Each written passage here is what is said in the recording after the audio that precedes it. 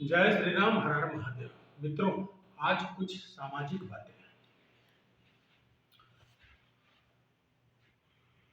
पुरोहितों के ब्राह्मणवाद के नाम पर गाली मत दीजिए। वे सनातन संस्कृति के स्वयं वाहक हैं।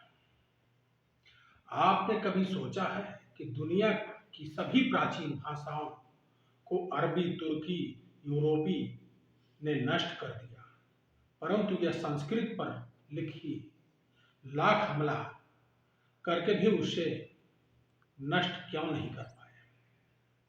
आपने कभी सोचा है कि तुगलक, लोधी, मुगल ब्राह्मणों को मारकर जनेऊ क्यों तोड़वाते थे? आपने कभी सोचा है कि पुर्तगाल, अंग्रेज और मार्क्सवादी वेद, रामायण, महाभारत, संस्कृत भाषा को नष्ट, भ्रष्ट क्यों करना चाहते थे? इसमें विफल होने पर सनातन धर्म को ब्राह्मण धर्म कहकर इसे अंतर्जाति क्यों करते हैं? अंतर्जाति क्यों करते थे?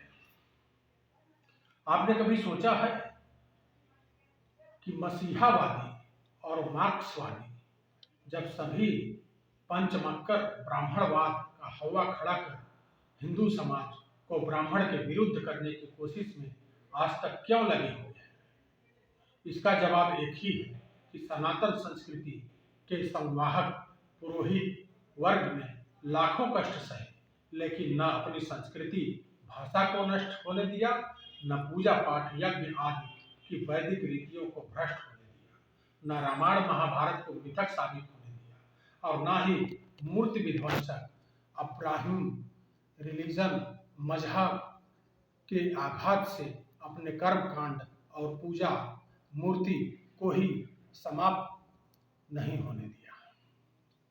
आज की हिंदू पीढ़ी इन सब से अनजान अब्राहिम रिलीजन के प्रभाव में सनातन के इस संरक्षकों का पोंगा पंडित, अंधविश्वासी, कर्मकांडी आदि कहकर गाली देते हैं, परंतु वह भूल जाते हैं इन्हीं के कारण आज तक वो खतना कराने और क्रॉस पहनने से बचे हुए हैं। अयोध्या के इन पंडित जी ने बड़ी मासूमियत से कहा कि यदि आप सब अयोध्या जी घूमने नहीं आएंगे, कर्मकांड पूजा पाठ नहीं करेंगे, तो हमारा निर्वाह कैसे होगा? नौकरी के लिए क्लर्क बनने वाली पीढ़ी भारतीय जाति व्यवस्था के स्वरोजगार जनित अर्थव्यवस्था को अधिक शायद ही कभी समझ पाए। मैं साम्राज्यवाद शास्त्र का विद्यार्थी हूँ, अतः जानता हूँ कि जाति एक गिल्ड की तरह है।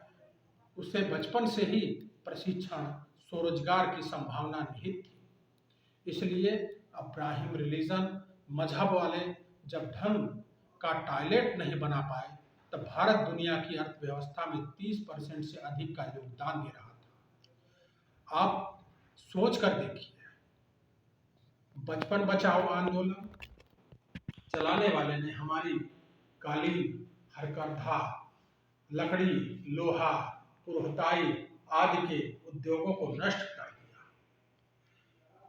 फेमिनिस्टों ने हमारे परिवार व्यवस्था को नष्ट कर दिया।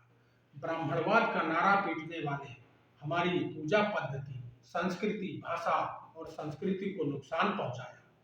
दलित और अम्बेडकरवादियों ने समाज को पेशमस्ता का बीज बोकर हिंदू समाज के सह अस्तित्व के धागे को तोड़ दिया। हिंदू समाज कोई कलेक्शन करने वाला समाज नहीं है। कुरीतियों पर उसने स्वयं ही प्रहार किया। वेद के सबसे प्रसिद्ध गायत्री मंत्र किसी ब्राह्मण ने नहीं, अपितु क्षत्रिय विश्वामित्र जी ने दिए। यही एक उदाहरण साक्ष्य है। यहाँ पर प्रतिभा का सम्मान था, परंतु आक्रमणकारियों ने अपने रिलीजन, मजहब, विचार को बढ़ावा देने के लिए समाज के ताने बाने को तोड़ा और मूढ़ हिंदू उसे ही सही मानकर ओह माय गॉड की पीढ़ी बनकर रह गए। आपकी ओरिजिनल पहचान छीन ली गई। आप मूर्खता में वाह वाह करते रहे। समझिए, क्योंकि जिस वृक्ष की जड़ नहीं होती, वहाँ केवल ठूंठ ही रह जाता है। जो काटने आ जल वाने के काम आता है।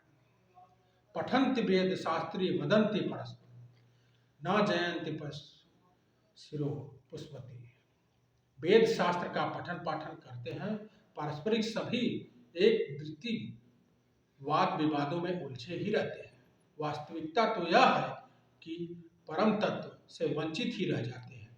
अधिक ठीक उसी तरह से पारस्कर में रहने वाले दर्वी करछी स्वयं पाकरस से पूरी तरह वंचित ही रहती है।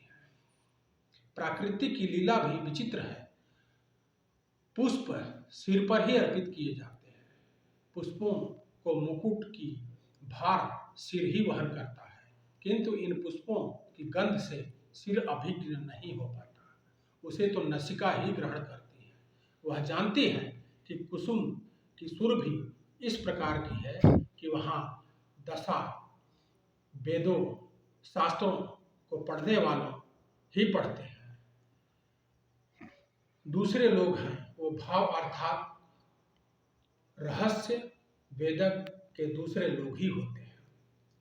हमारे ब्राह्मणों ने ही धर्म संस्कृति को आज तक बचाए रखा और सत्य सनातन धर्म के लिए हमेशा अपना बलिदान दिया है। जय श्री राम, हर हर महादेव।